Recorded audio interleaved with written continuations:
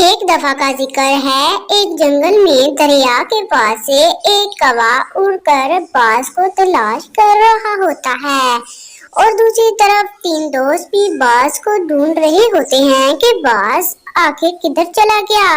बाज ने दरिया से मछली पकड़ी हुई होती है और ये तीनों दोस्त और कौवा बाज को तलाश कर रहे होते हैं और वो आखिरकार थक कर जंगल में बैठ जाते हैं। टोनी चिड़िया कबूतर से कहती है, अब हम बाज को किधर तलाश करें, मैं तो उड़ उड़ कर बहुत ज्यादा थक गई हूँ।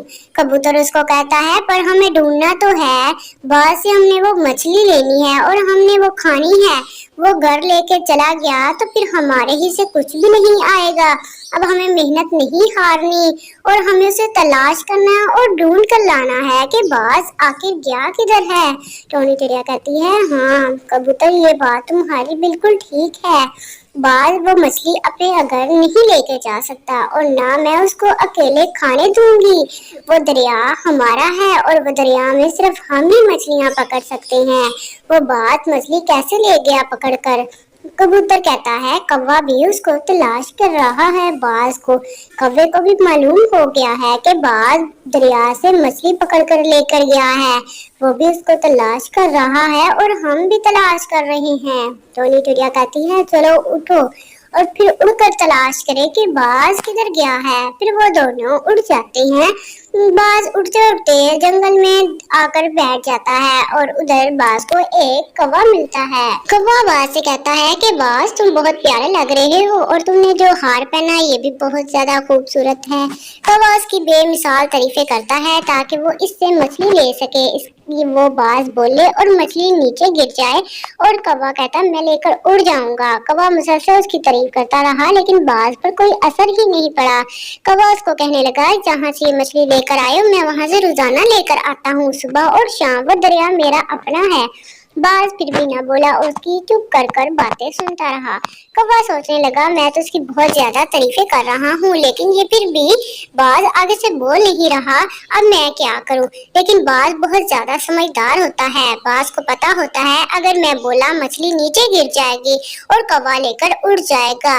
कौवा अपनी कोशिश में नाकाम हो जाता है और बहुत ज्यादा मायूस हो जाता है। बाज उड़कर फिर जंगल की तरफ आ जाता है और उधर उसको दो दोस्त मिलते हैं। बाज से कहते हैं कि बाज, ये मछली हमें दे दो, ये हमारी मछली है। तुम जिस जंगल से पकड़ कर लाए हो वो जंगल हमारा है और हम तुम्हें कब से तलाश कर रहे हैं, तुम्हें ये मछली देनी होगी। लेकिन बाज उनकी बातें सुनता रहता है और बोलता नहीं। बाज समझदार होता है।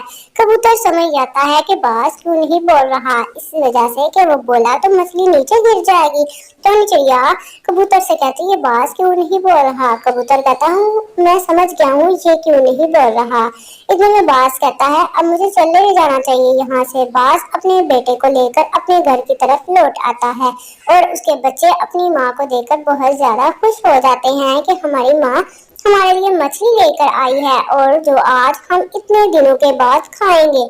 और वो उसका बेटा अपने भाई से कहता है कि माँ बहुत मुश्किल से मछली तलाश कर कर लेकर आई है, क्योंकि टोनी चिड़िया ये मछली मांग रही थी और कौवा भी मांग रहा था ये मछली, लेकिन माँ ने मछली बिल्कुल भी नहीं दी। दोनों बेटे बहुत ज्यादा खुश होते हैं कि माँ सही सलामत घर वापस आ गई और हमारे लिए एक अच्छी फ्रेश मछली लेकर आई है। हमें बहुत दिन से इस मछली का तलाश थी कि हमें मछली मिले और हम खाएं।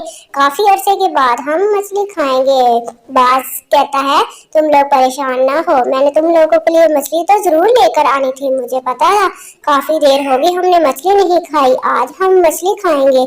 ना मैंने कौवे को मछली दी है, ना टोनी चिड़िया को दी है और ना ही मैंने कबूतर को ये मछली दी है। वो बहुत मेरी तारीफें करते रहे लेकिन मैंने उनकी बातें नहीं मानी। मैं समझ चुका था कि उनकी क्या चाल है और क्या प्लान है। मैं बहुत समझदार हूँ इसलिए घर वापस लेकर आया हूँ।